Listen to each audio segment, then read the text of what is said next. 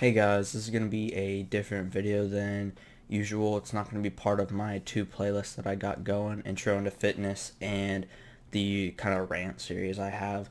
And it's kind of an important video, and I'm honestly surprised I forgot it. It's going to be kind of a biography about my training and how I started training, the way I started training, how long, how often, all that good stuff. And I started training my freshman or the summer coming into my freshman year in high school because of football. I started football, and we did 1 hour in the weight room, 1 hour on the field. And that was the first time I ever walked into a weight room or saw weights, and I loved it. It was great. We did it after running, so I was never able to kind of reach my full potential, which kind of sucked. But it was amazing. I loved the weight room. And unfortunately, after that summer, when you're in your freshman year, you're not allowed to take the weight class. So I had to wait a full year to start going to the gym again. And I didn't even start going into the weight class at first. I started the summer of my sophomore year. I started going to a gym with one of my buddies, and we were able to go for a few months. And I didn't really know much about training. I knew how to bench and I knew how to curl. That's really all I did. I was just like every other newbie out there. That's all I wanted to do was bench and curl, get bigger arms and bigger chest. So we did that for a long time, and eventually school started up, and I was a sophomore, so I took the weight class. So I had an hour in the weight room every single day, and I was able to do that for 2 months before I moved schools and had to wait 2 months and then get into another different weight class and then do it for, I think, 2 months again. But I'm going to go back to when I started at weight class, and I'm going to kind of talk about the way things worked. I had all my buddies in there, and basically if you played a sport, you were able to do whatever you want. But if you didn't, the teacher kind of walked around and told you what to do. But if you did, usually all my buddies were either wrestlers or football players. So we just did the main things like squat, bench press, and really pull-ups, and that's really it. Those are really all you need, to be completely honest. In a lot of cases for what we were training for, but yeah, that's all we did. And I really only focused on benching and curling once again. And I actually remember doing squats for the first time. It was actually at the gym. First gym I went to, Sun Oaks. I could only squat 25s on the bar. I did it for, I think, 5 reps. And the next day I could not feel my legs. It hurt so bad. And then the next time I did squats, I progressed up to 45s on the sides for, I think, 3 reps or something. And I remember all my friends around me being absolutely mind-boggled because they'd never even seen me touch the squat rack before.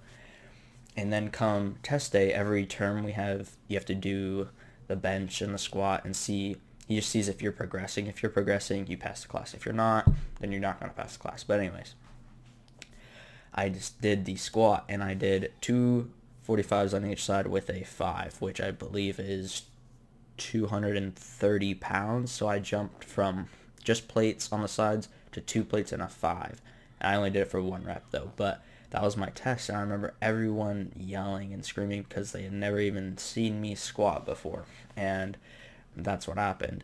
And then come when I moved schools, I had to lay off for 2 months, and then I got back into a weight class, and that's when I started really falling in love with it, because when I moved, I didn't have a lot of friends or I didn't have anything to do, so lifting was kind of like my outlet. So it was probably the best part of my day.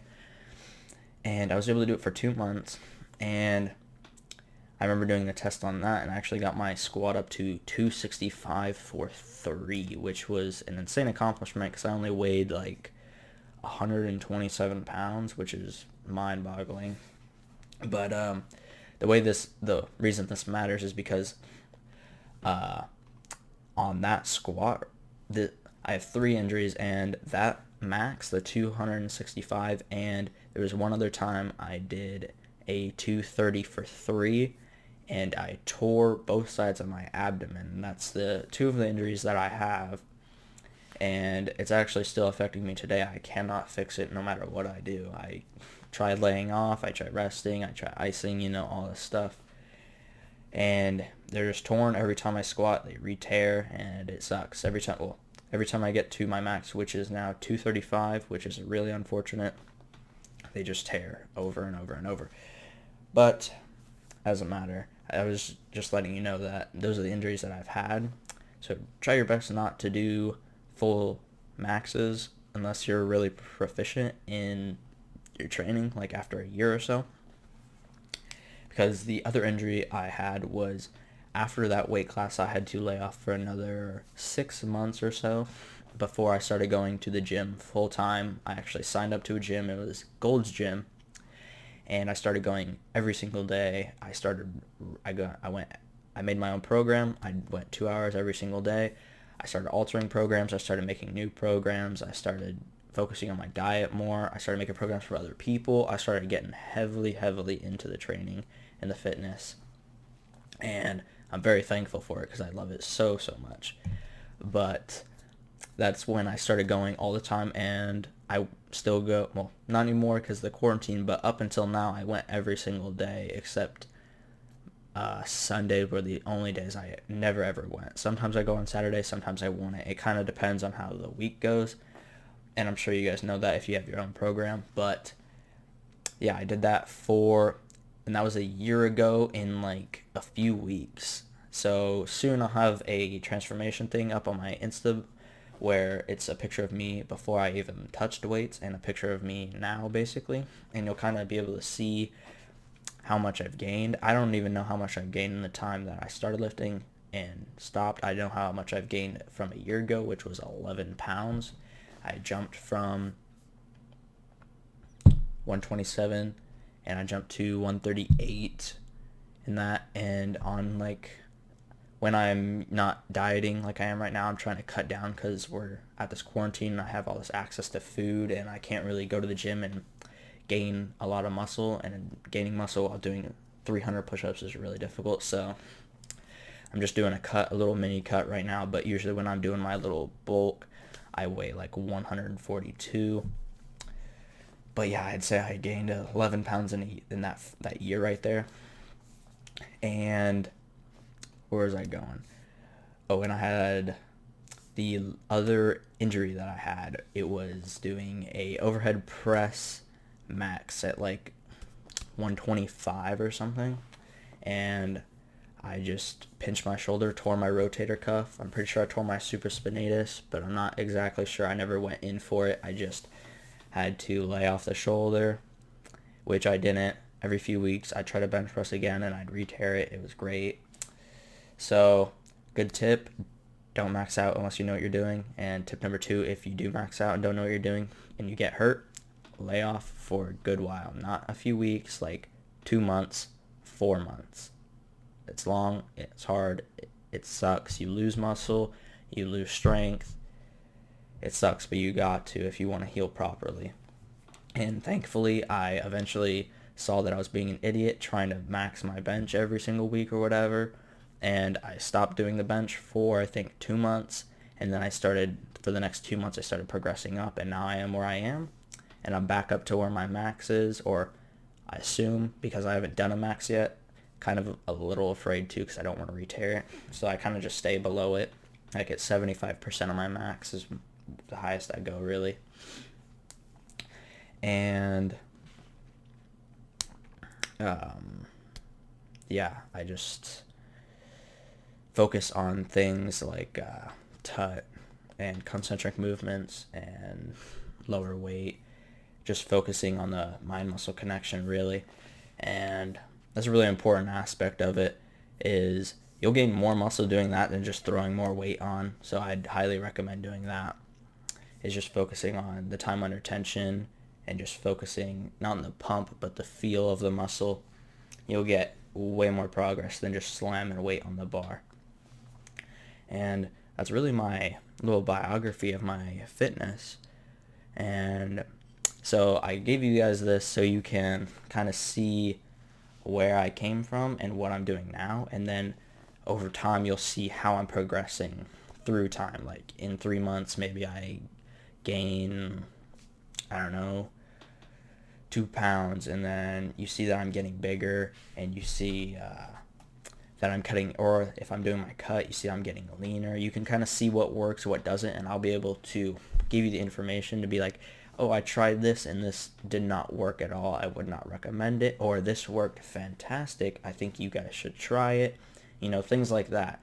And you'll also be able to see things like how my program works, which I didn't really go into, but the way my program works is I built my program myself a long time ago, and I has about 6 to 8 workouts depending on the day, and a lot of people find that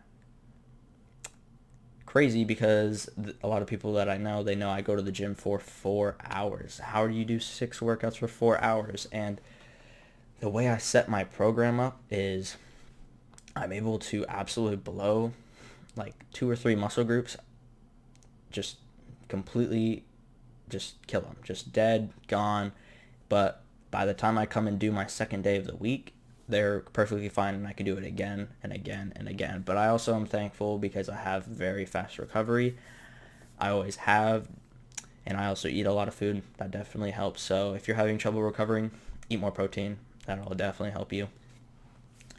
But yeah, my program, the way I set it up, I'm able to kind of change it based on what my body is telling me. Like if I'm doing the bench press, for example, and I'm just not really feeling it, or maybe my shoulder's getting a little tweaked because I didn't do a warm-up properly or whatever, or something happened earlier during the day, I'll go and do dumbbells, or I'll do a machine instead, and I'll kind of see and feel what's working, what's not working for that day, and it helps me a lot because I'm able to do more sets, more volume, not usually more weight, because you usually on the compound movement like a bench press, the bar you want to have the most weight on, a free bench press, not something like a machine and a dumbbell. You can't do as much weight, but I do more reps, I do more sets, and I'm able to make my workouts way longer, and people find it crazy that I'm able to do that. But anybody can do that if they just build their program in a way that they're able to listen to the way their body wants you to work for that day. And yeah, it's not like I'm going absolutely nuts in the gym for 4 hours straight. I have my rest periods for like 2-3 minutes, some up to 5 if it's a leg day and we're doing deadlifts or something, like that. But yeah, you just gotta, I would highly recommend building your own program and listening to what your body says. If you do an overhead press and you hate doing a barbell overhead press, or it's standing, you like doing it sitting better, you like doing it separated with dumbbells, you like Arnold presses, whatever, or maybe you want to do some supersets and drop sets, you need to be able to put that in your program and know that it works, because you can't buy a program off somebody and kind of change it, because the way a program works, it's set up specifically for all what you have, like how many days you could work out, how long you can work out, and what you need to get done, what you want to get done. And people work really hard to make programs like that, so changing even one thing can really mess up a program like that. So I would highly recommend making your own, and it also gives you a great deal of experience in other exercises and being able to help other people, such as I'm trying to do to you, which is really nice. But yeah, that's really all I got for my little biography on my fitness journey. I'll have that thing on my Insta, so if you want to see it, go follow my Insta, subscribe to the YouTube, comment for questions or whatever, and that's the drill. See you in the next video.